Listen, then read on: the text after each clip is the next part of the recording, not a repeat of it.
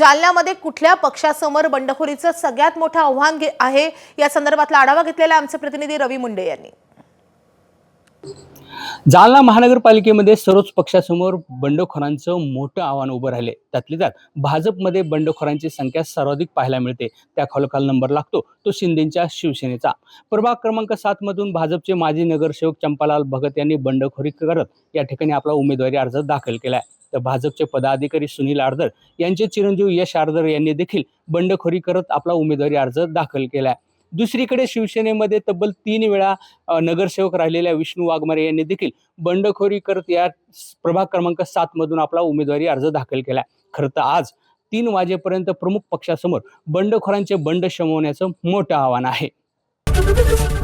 ABP माझा, उघडा डोळे बघा नीट।